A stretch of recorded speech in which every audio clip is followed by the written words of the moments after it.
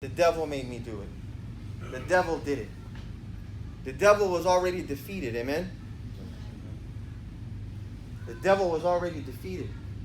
Well, it's on me, it's my flesh. The battle's not against flesh and blood. I'm sorry.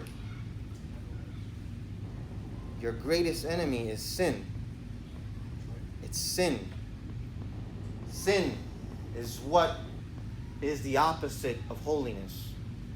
That's one of the greatest attributes of God, is that He detests sin. And we constantly say, man, I can't stop sinning. I'm never going to stop. God knows my heart. Please. He's trying to sanctify you. Let Him sanctify you. We read the story of Peter. Right? We read the story of Peter last week on how Jesus was about to wash His feet. And He said, no, Lord, You'll never wash my feet. But if I don't wash your feet, you have no part of me. Well then, Lord, wash my whole body. But those who have took a bath only need to wash their feet. Is anybody understanding this?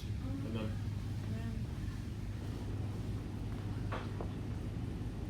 Why didn't He just say, you know what, guys, I'm going to die in about 12 hours from now. Let's just party tonight. We'll drink. We'll have our communion. We'll hang out. And whatever. But He said, what I'm doing now, you'll understand later. Well, guess what? Right now is later. Right. The time is now. Amen. He said that He washes His bride, which was us, with the washing of water, which is the Word. That word is translated into a rhema word of God. God has to speak life into you. Amen. God has given me a rhema word, this word that I'm talking about, but what's coming from me to you is the message. It's up to you now to seek the Spirit, to ask Him to minister to you, that you can receive a rhema word. That God can speak life into you. Right. And I'm sure He's doing that for some of us right now. But now that we've caught up on what we talked about, we're on the same page, I hope. Before we talk about the solution, we have to talk about the problem. We have to talk about the elephant in the room. We have a serious, serious problem.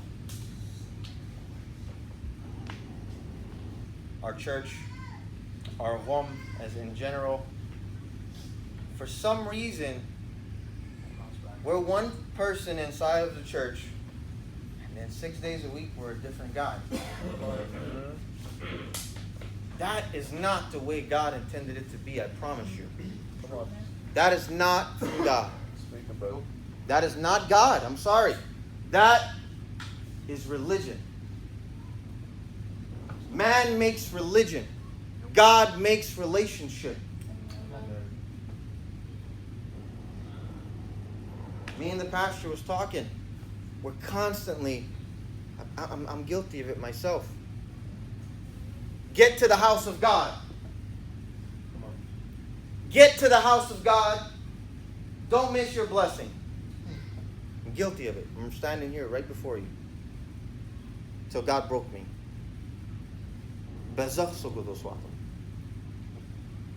Who am I ministering to when I'm telling that to somebody? Am I talking to the believers? Or am I trying to go after the lost? Because if I'm talking to the lost, and I'm trying to put something in their brain, then you know what? I'm never going to hear from God unless I walk in that building. It's wrong. The temple was destroyed for a reason.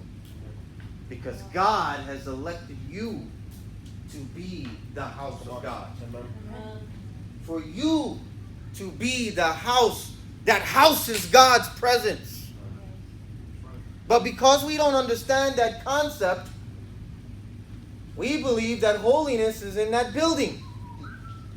There you go. It's only holy because you're in it. Do you guys understand that? Amen. It's only holy Because God has called you to be holy. Sanctification works in two ways. Wow. Sanctification, if I'm going to pray that God sanctify this building, then He's going to set it apart only for His use. Right? But when I pray for a person, myself, God sanctify me. Lord, sanctify Anthony.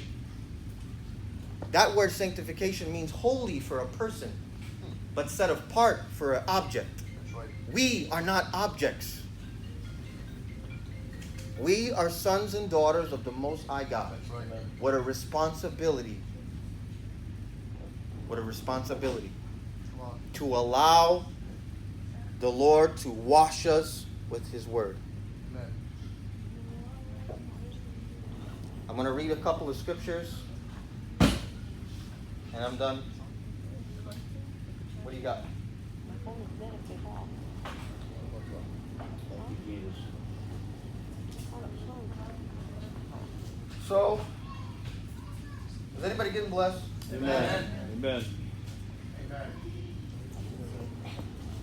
Get ready.